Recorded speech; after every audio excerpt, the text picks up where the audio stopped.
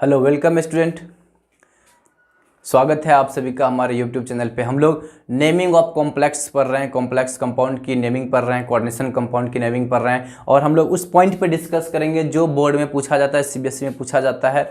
इससे पहले मैंने कुछ बेसिक आइडिया दे दिया है, इससे फर्स्ट का लेक्चर है जो नेमिंग से रिलेटेड, तो उसको आप लोग पहले देख लें, फिर हम लोग इस पर आएंगे, ठीक है। तो आप लोग से रिक्वेस्ट है पहला लेक्चर देख ले, फिर ये देखें, फिर ज़्यादा समझ में आएगा। चलिए ये देखो, आपको जो प्रथम लेक्चर में बता दिया मैं कि ये दो भागों में आपको प्रथम में बांटना है, इसको दो भागों में डिवाइड करो। ये पॉजिटिव भाग है और ये क्या है, निगेटिव भाग। तो एक चीज पता चल गया कि जो कोऑर्डिनेशन कंपाउंड है, जो कोऑर्डिनेशन स्फीयर है, ये क्या है, निगेटिव पार्ट का है। कैसा है, निगेटिव पार्ट का। और निगेटिव पार्ट आते ही आपके दिमाग में क्या आना चाहिए कि ये लैटिन में होगा। क्या होगा, लैटिन में होगा। ये बात समझ में आ गया आपको। लैटिन में किसका, मेटल का जो नाम लिखोगे वो क्या लिखोगे, लैटिन में। फिर से बोलो, मेटल का जो नाम लिखोगे क्या लिखोगे, निगेटिव में। और अंत में क्या लगता है उसमें, 8। ये छोटी छोटी सी बातें आपको ध्यान में आ गया। अब फिर नाम लिखना शुरू करते हैं। नाम लिखने का तरीका होता है यहां से लेके यहां तक, मतलब एक सिरा से लेके दूसरे सिरा तक, एक सिरा से लेके दूसरे सिरा तक, ठीक है। तो ये देखो आयन दिखा आपको, ये आयन दिखा कि कोऑर्डिनेशन स्फीयर के बाहर है, तो ठीक है। इसका नाम क्या हो जाएगा, पोटेशियम। क्या हो जाएगा, पोटेशियम। ये समझ में आ गया। उसके बाद देखो आपको ये कंफ्यूजन होगा, उसके बाद ये आ रहा है, Fe आ रहा है। लेकिन आप जब अच्छे से देखोगे तो Fe के चारों बगल क्या है, Cn है। Fe के चारों बगल क्या है, Cn है।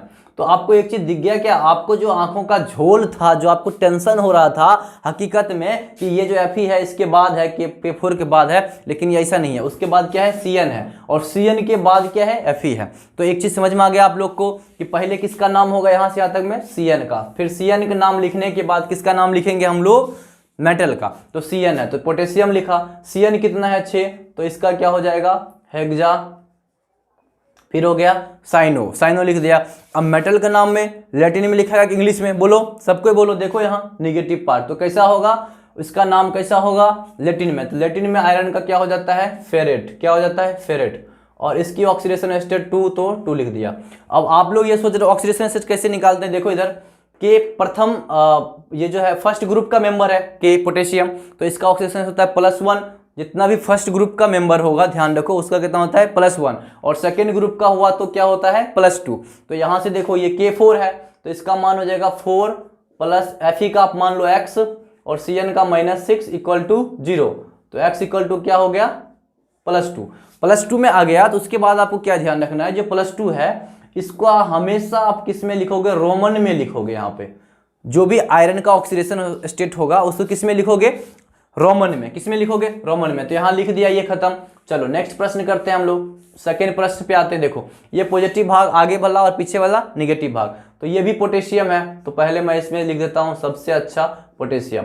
आपको पता है कि मैं कभी भी डाई पोटेशियम नहीं लिखूंगा भाई, जो पागल वाला काम मत करना। हमेशा मैं बोल रहा हूं ध्यान से काम करना, बिल्कुल सोच समझ के काम करना कि ये आयन है तो आयन में तो संख्या देना ही नहीं होता है। जिस दिन आप भूल जाओ एल्युमिनियम क्लोराइड को याद रखो, मैं हमेशा बोलता हूं जिस दिन आप भूल जाओ बेसिक चीजों को याद रखो। एल्युमिनियम क्लोराइड में क्या आपने एल्युमिनियम ट्राइक्लोराइड बोला, नहीं।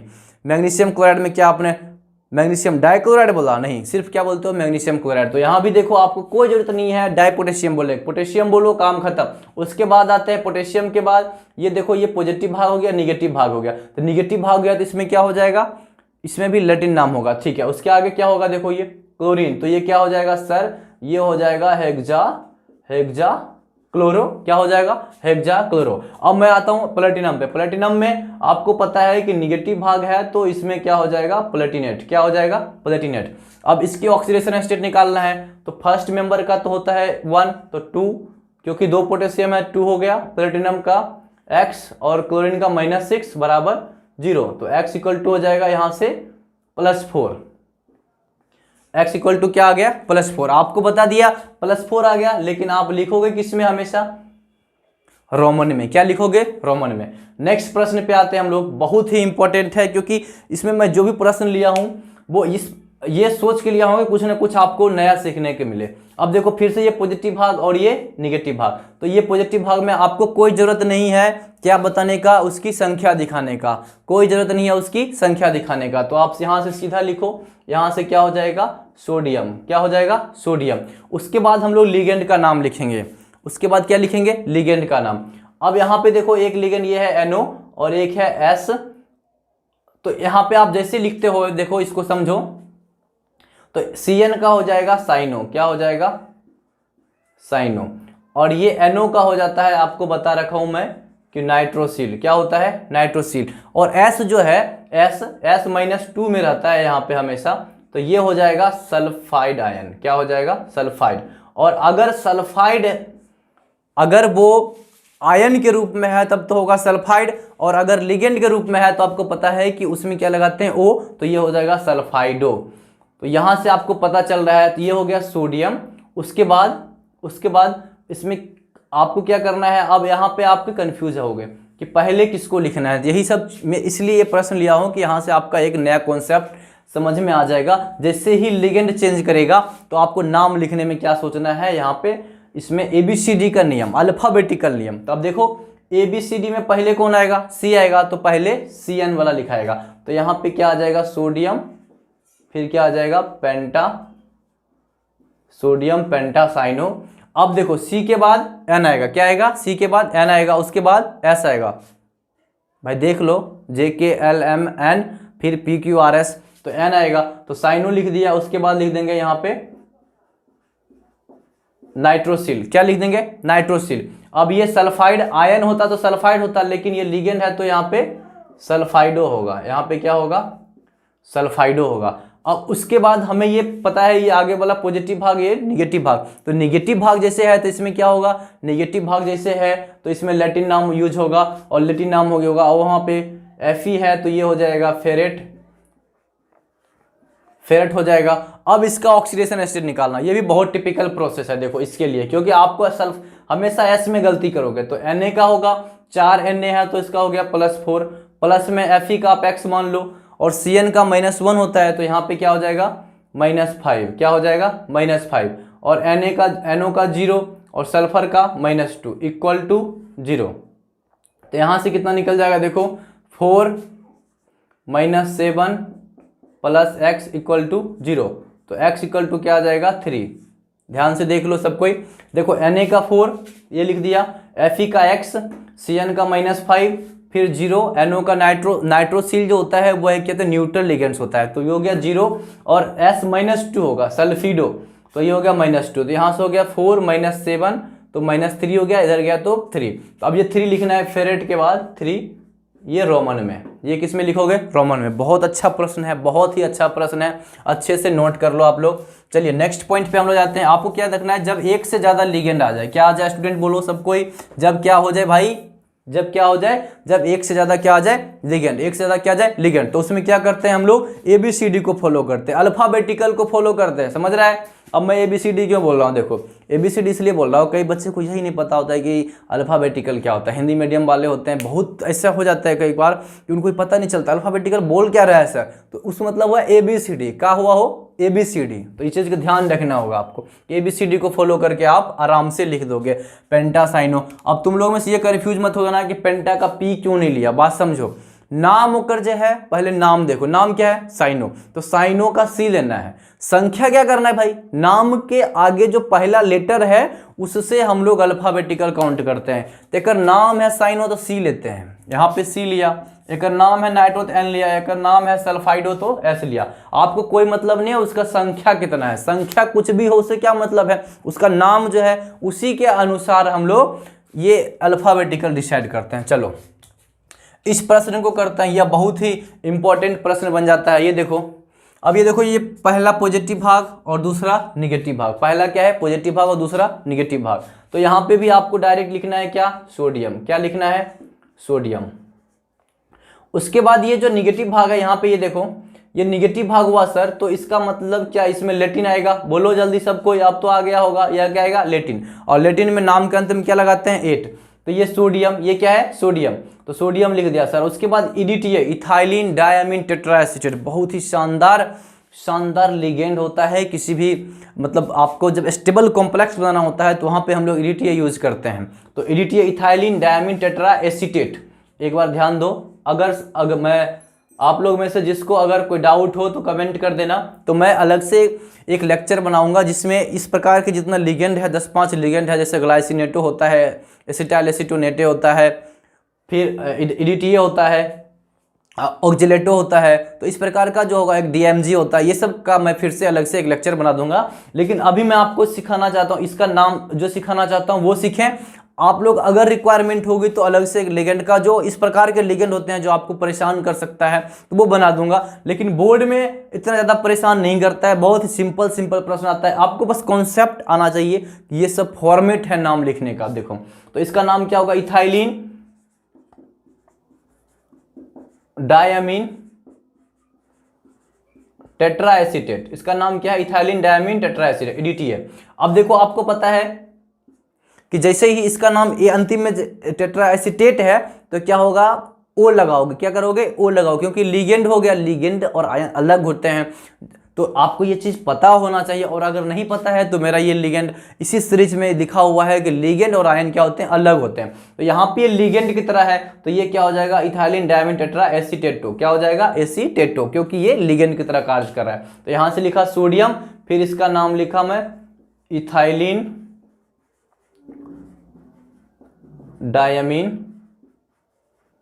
टेट्रा एसीटेटो। क्या हो गया, इथाइलिन डायमीन टेट्रा एसीटेटो। अब चूंकि ये निगेटिव भाग है तो इसमें क्या लिखोगे आप, उसके जो निकल होगा उसका लैटिन लिखोगे। लैटिन में क्या होगा, ये निकलेट हो जाएगा। अभी मैं आपको पहले बता रखा हूं, ये आप पहले का लेक्चर देख लेना, उसमें लिखा हुआ है निकलेट हो गया। क्या हो गया, निकलेट। अब इसकी ऑक्सीडेशन स्टेट निकालना है, तो यहाँ से देखो सोडियम का तो 2 हो गया और निकेल का X हो गया, और इथाइलिन डायमीन टेट्रा एसीटेट पे चूंकि टेट्रा एसीटेट है तो एसीटेट आयन के हर एक पार्ट पे माइनस माइनस है, तो 4 एसीटेट है तो -4, तो यहाँ से हो गया -4 इक्वल टू 0। तो X इक्वल टू क्या हो जाएगा, +2। X इक्वल टू क्या हो गया, +2, तो यहाँ हो गया निकेल +2 के अंदर।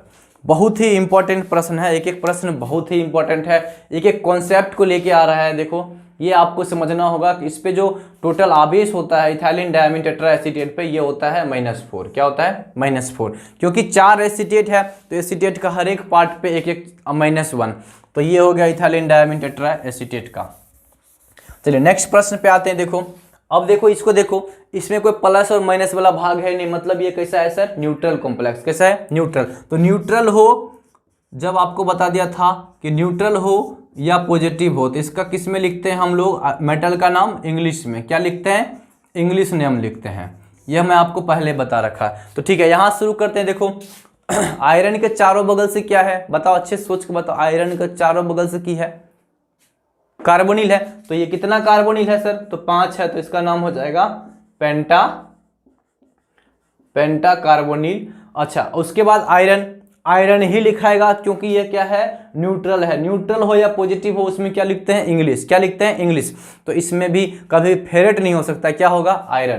तो पेंटा कार्बोनिल आयरन। और ऑक्सीडेशन स्टेट क्या है इसमें, 0, तो खत्म बात। नेक्स्ट प्रश्न पे आते हैं। ये फिर आपको एक नया कॉन्सेप्ट सिखा जाएगा। देखो आगे वाला भाग क्या है, पॉजिटिव। आगे वाला भाग हमेशा किसी भी कंपाउंड में क्या होता है, पॉजिटिव। अब पीछे वाला भाग निगेटिव।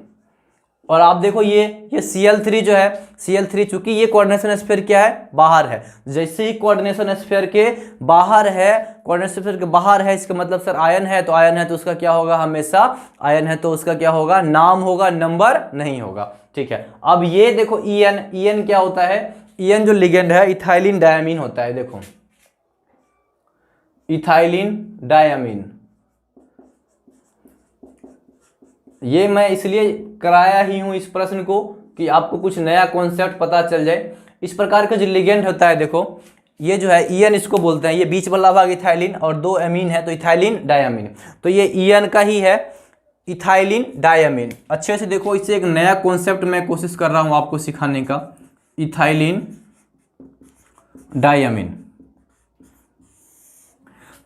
ये बीच वाला भाग इथाइलिन और दोनों बगल NH2। देखो यहाँ पे ये क्या है ना, ये एक इधर NH2 में इधर लोन पेयर है और एक इधर लोन पेयर है। इसका मतलब है कि ये जो लिगेंड है इसमें 2 डोनर साइट है। कितने हैं, 2। एक यहाँ से है सर और एक यहाँ से है। तो ये जो है इसी प्रकार का लिगेंड जिसमें 2 डोनर साइट हो। क्या हो, 2 डोनर साइट। ध्यान से देखो, तो 2 डोनर साइट हो, जिसमें सर 2 डोनर साइट हो, जिसमें 2 डोनर साइट होता है, जिसमें क्या होता है, 2 डोनर साइट, तो उसको बोलते हैं बाइडेंटेट। क्या बोलते हैं, बोलो सबको एक बार, बाइडेंटेट। क्या बोलते हैं, बाइडेंटेट।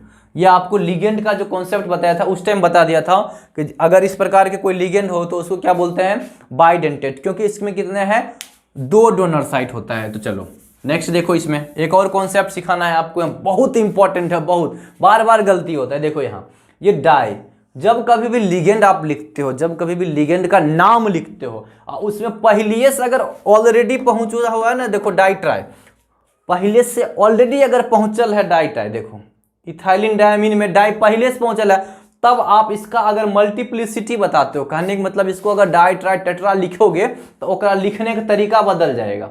फिर से समझो, इथाइलिन डायमीन है, क्या है, इथाइलिन डायमीन, तो एकरा में पहले से डाई पहुंचल है, तो जैसे पहले से डाई पहुंचा हुआ है, जब पहले से पहुंचा हुआ है तब आपको एक चीज सीखना होगा, क्या, कि जैसे डाई लिखा है तो अब जो हम मल्टीप्लिसिटी दिखाएंगे वो डाई से नहीं दिखाएंगे, अब डाई से नहीं दिखा, क्योंकि यहाँ देखो 3 है, तो 3 है तो आप क्या, आपके अनुसार तो ये ट्राई इथाइलिन होना चाहिए डायमीन, आपको सर क्या, क्योंकि 3 है तो लिखते हैं आप ट्राई इथाइलिन डायमीन, तो ये गलत हो जाता।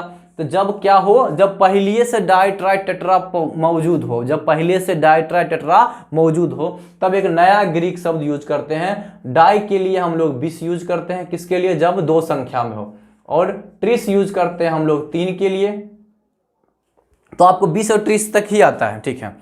फिर आगे भी हो जाता है टेट्राकिस, तो वो आपको जरूरत नहीं है, 20 और 30 इससे ज़्यादा कभी आया ही नहीं, टेट्राकिस पेंटाकिस याद करो, कोई मतलब नहीं है। तो 20 जब 2 हो जाएगा तो क्या यूज करेंगे, 20, और 3 हो जाएगा तो 30, ये बहुत इंपॉर्टेंट। लेकिन कब, जब लिगेंड के नाम में पहले से क्या मौजूद हो, लिगेंड के नाम में पहले से क्या मौजूद हो, ध्यान से देखो, लिगेंड के नाम में पहले से डाई ट्राई मौजूद हो, ठीक है। इतना कॉन्सेप्ट समझ में आ गया होगा आपको कि ये बाइडेंटेट लिगेंड है और इसका नाम में पहले से डाई है, तो इसीलिए इसके नाम का अगर डाई नहीं लिखेंगे, बाई नहीं लिखेंगे, लिखने का तरीका बदल देंगे, 20 और 30 लिखेंगे। क्या लिखेंगे, 20 और 30, और 20 बोले तो सर 2 को बताएगा और 30 बोले तो सर 3 को बताएगा। चलो इसका नाम लिखते हैं। देखो अब आपको पता है कि आगे वाला भाग जो है केटाइनिक है और पीछे वाला निगेटिव भाग है, ठीक है। पहले यहीं से लिखने के लिए आपको सिखाया कि एक सिरा से लेकर अंतिम तक लिखेगा। तो चलो इसका नाम क्या हो जाएगा सर, इसका नाम हो जाएगा ट्रेस, और ब्रैकेट में क्या हो जाएगा, ये इथाइलिन डायमीन। देखो एक बार बताओ सब कोई, क्या नाम हो जाएगा, इथाइलिन डायमीन। ट्रेस क्यों लिखा, सोचो ट्रेस क्यों लिखा, क्योंकि इसके पहले से क्या है भाई, सोचो पहले से क्या है, डाई। तो यह बातें आपको समझ में आना चाहिए, क्योंकि पहले से डाई है इसीलिए आगे लिखा ट्रेस, ट्रेस इथाइलिन डायमीन। अब नीचे आगे आते हैं ये आयरन, तो इसमें देखो ये पॉजिटिव भाग है, तो आपको पता है पॉजिटिव भाग में जो होता है वही लिखते हैं, तो इसका नाम हो जाएगा आयरन, इंग्लिश में ही लिखाएगा।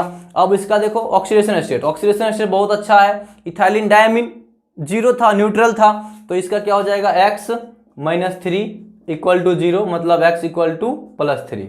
तो यहाँ पे हो जाएगा आयरन और ब्रैकेट में लिख देंगे 3, क्योंकि ये रोमन में ही लिखना है। और उसके बाद ये क्या है, Cl3, मतलब सर क्लोराइड। अब तुम लोग कोई नहीं ऐसे बोलेगा कि सर ट्राइक्लोराइड लिखो, क्यों लिखे ट्राइक्लोराइड, क्या मतलब है ट्राइक्लोराइड लिखने का, क्योंकि वो आयन है, तो आयन को तो आपको नंबर दिखाने की जरूरत ही नहीं है, डायरेक्ट लिख दो, खत्म बात। चलो नेक्स्ट प्रश्न करते हैं, नेक्स्ट प्रश्न करते हैं। ये बस 3-4 प्रश्न बचा है, मैं कोशिश करता हूँ सब ढंग का क्वेश्चन आपके समझ में आ जाए। अब ये है आगे वाला भाग, देखो कैटाइनिक भाग और पीछे वाला एनालिक। तो ये आगे वाला जो भाग है इसमें देखो अच्छे से कितना एमीन है, कितना एमीन है, देखो 6। यहाँ पे कॉन्सेप्ट सिखाने के लिए सब प्रश्न किया हूं मैं। जब ये 6 है तो यहाँ पे क्या हो जाएगा, शुरू से लिखोगे आप, तो यहाँ हो जाएगा हेक्सा। अब उसके बाद ए एमीन, देखो यही सिखाने के लिए किया हूं। जब भी आप ये लिखोगे ना इसमें एमीन, जब ये न्यूट्रल लिगेंड होता है तो इसमें डबल एम आता है। क्या आता है, डबल एम। ऑब्जेक्टिव में आपसे पूछा जा सकता है, ऑब्जेक्टिव में ये पूछा जा सकता है कि यहाँ पे डबल एम है, तो ये आपको ऑप्शन दे देगा, चारों में से मिलान करो, वहां पे कंफ्यूज कर जाओगे। तो आपको ये ऑब्जेक्टिव पूछा जा सकता है, यहाँ पे क्या होता है बोलो, डबल एम। तो ये लिखा है हेक्सामीन, ये लिखा है हेक्सामीन। उसके बाद कोबाल्ट, क्या लिखोगे, कोबाल्ट। कोबाल्ट इसलिए क्योंकि आगे का भाग पॉजिटिव है, तो पॉजिटिव हो या न्यूट्रल हो तो वही लिखते हैं कोबाल्ट। अब इसके बाद ऑक्सीडेशन स्टेट, तो यहाँ से लिखोगे कोबाल्ट का x मान लो, NH3 का 0 हो जाएगा, Cl3 का माइनस हो जाएगा, बराबर 0, तो x इक्वल टू क्या हो जाएगा, +3। x इक्वल टू क्या हो जाएगा, +3। क्या हो जाएगा, +3। तो यहाँ से लिखो +3। उसके बाद क्लोराइड आयन, और फिर से बोल रहा हूं मैं, तुम लोग में से कोई ये नहीं बोलेगा कि सर क्लोराइड आयन का संख्या क्यों नहीं, भाई ये आयन है, कोऑर्डिनेशन स्क्वायर के बाहर है तो आयन है। फिर इसमें देखो यह भी एक नया कॉन्सेप्ट आपको सिखाएगा। तो सबसे पहले जो दिख रहा है वो लिखो, देखो क्लोरो दिख रहा है तो मैं लिख देता हूँ कितना 4, तो इसका मतलब हो गया यह सर टेट्रा क्लोरो। उसके बाद पॉजिटिव है कि निगेटिव है, इसके माथे पे देखो निगेटिव है, तो निगेटिव है तो सर इसमें लेटिन आएगा, हाँ भाई आएगा, तो क्या होगा टेट्राक्लोरो निकलेट, क्या हो जाएगा टेट्राक्लोरो निकलेट। अब इस पे देखो इसका ऑक्सीडेशन एसिड कितना है, तो आप निकेल का x मान लो और क्लोरीन का हो गया -4 इक्वल टू -2, तो x इक्वल टू क्या हो गया -2 + 4 बराबर +2, क्या हो गया +2, तो निकलेट और इसके ब्रैकेट में लिखो 2। अब यहाँ पे जो सीखना है वो बात को ध्यान दो, जैसे आपने लिखा सबको एक लाइन से लिखते हैं, उसके बाद देखो ये आयन है, क्या है आयन है, तो जो रहे आयन रहे तो आयन लिखना, न्यूट्रल रहे तो आपको लिखने की जरूरत ही नहीं है, न्यूट्रल है वो तो आयन है, तो इसके अंदर में क्या लिख दोगे आयन, अंत में आयन लिखना जरूरी है, क्योंकि यह कैसा है, यह खुद ही बता रहा है कि मैं आयनिक फॉर्म में हूं, मैं कैसा फॉर्म में हूं आयनिक फॉर्म में। फिर ये देखो ये भी आयनिक फॉर्म है, ठीक है, लेकिन यहाँ पे और उसमें एक अंतर आएगा, देखो यह निगेटिव आयनिक फॉर्म है, निगेटिव में इसलिए निकलेट लिखते हैं, 8 लगाते हैं अंतिम में। अब यहाँ पे देखो ये, अब ये पता है आपको कि ये 2 लिगेंड आ गया, तो आपको क्या फॉलो करना है ABCD का भाई ABCD। चलो ठीक है शुरू करते हैं यहाँ से पहले, तो यहाँ देखो ये इसका नाम हो जाएगा एमीन, क्या हो जाएगा एमीन, क्या हो जाएगा एमीन, और ये हो जाएगा क्लोरो। अब आप बताओ एमीन और क्लोरो में ABCD में पहले कौन था, हमको पता है A आएगा, तो चलो शुरू करते हैं इसका नाम लिखना। तो पहले आ जाएगा सर इसका नाम पेंटा, फिर हो जाएगा एमीन, एमीन सर में A लिखना है, ध्यान नहीं देना है, हमेशा गलती नहीं करना आपको, आप सीख गए आप एमीन पेंटा एमीन। उसके बाद सर क्या, उसके बाद सर क्लोरो, उसके बाद क्या क्लोरो, क्लोरो एक ही है तो कोई दिक्कत नहीं। उसके बाद इसका सर ऑक्सीडेशन स्टेट, ये क्या है प्लस वाला भाग है, देखो ये पॉजिटिव वाला भाग है, तो इसमें आपको जब पॉजिटिव वाला भाग होगा तो आपको कोई जरूरत ही नहीं है 8 लगाने का, तो नाम लिखो ना सीधा, ठीक है। तो नाम क्या हो जाएगा, इसका हो जाएगा रुथेनियम, RU को क्या बोलते हैं रुथेनियम।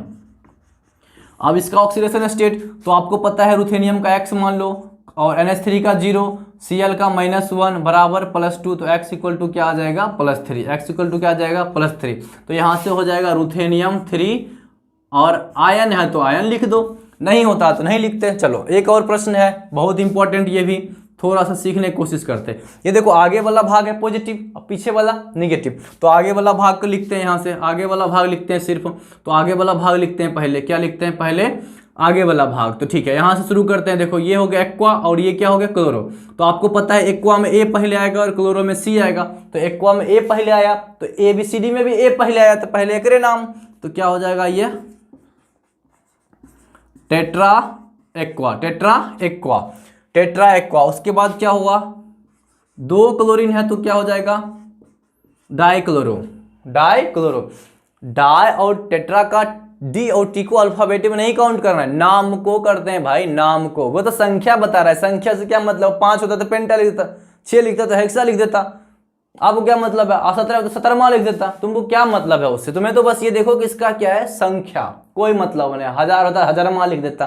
तो ये हो गया टेट्रा, ये हो गया डाई, तो क्या होगा टेट्रा एक्वा डाई क्लोरो, ये बात समझ में आ गया आप लोग को। उसके बाद ये लिखने के बाद हमको आएगा ये क्रोमियम, तो आप देखो ये क्रोमियम में तुम लोग सोचो कि क्रोमेट लिखेंगे क्रोमियम लिखेंगे, तो पहले पता है तुम्हें कि ये आगे वाला भाग है, सबको पता है ये आगे वाला भाग है, और आगे वाला भाग जो होता है वो क्या होता है पॉजिटिव, तो पॉजिटिव होता है तो उसमें तो क्रोमियम लिखाएगा, कोई दिक्कत नहीं, ठीक है। चलिए आगे देखते हैं, फिर आगे इसमें क्या लिखोगे आप, इसका ऑक्सीडेशन स्टेट क्या लिखोगे ऑक्सीडेशन स्टेट, चलो ठीक है। तो क्रोमियम का X और H2O का 0, Cl का -2 और इस Cl का -1 बराबर 0, इस Cl का -2 इस Cl का -1 बराबर 0, तो X इक्वल टू क्या आया 3, तो यहाँ से आ गया क्रोमियम 3, और इसके बाद में क्या है क्लोराइड। तो इस प्रकार से मैं आपका जितना भी प्रश्न इससे बनता है, ये 3 प्रकार के ही प्रश्न बनते हैं, या तो आपका कॉम्प्लेक्स कैटायनिक होगा या न्यूट्रल होगा या निगेटिव होगा, तीनों मैं डिस्कस कर दिया हूं, आप इसको रिवीजन करें और इसी प्रकार के प्रश्न आपके बोर्ड एग्जाम में पूछा जाता है। तो होपफुली आप लोग को समझ में आया होगा। अगर अच्छा लगा लेक्चर तो आप चैनल को सब्सक्राइब करें और दूसरे को शेयर करें, जिससे हमें मोटिवेशन मिले, ताकि मैं आगे भी आपके लिए नया नया लेक्चर लेके आते रहूं। और यह भी जो चल रहा है, यह रिवीजन सीरीज चल रहा है, जिसमें मैं प्रत्येक टॉपिक्स का इंपॉर्टेंट टॉपिक्स जितना भी होगा प्रत्येक चैप्टर का वो मैं डिस्कस करते जाऊंगा। चलिए, आप लोगों का बहुत बहुत धन्यवाद। थोड़ा हमें भी मदद करें, शेयर करें, सब्सक्राइब करें। अच्छा लगे तो, जो भी लगे, खराब लगे आप कमेंट कर दो। और कोई नया टॉपिक्स आपको पढ़ना हो तो कमेंट अवश्य करें, आपका मोस्ट वेलकम है। नए चीज़ आप बताएं क्या पढ़ना है, मैं पढ़ाऊंगा। धन्यवाद।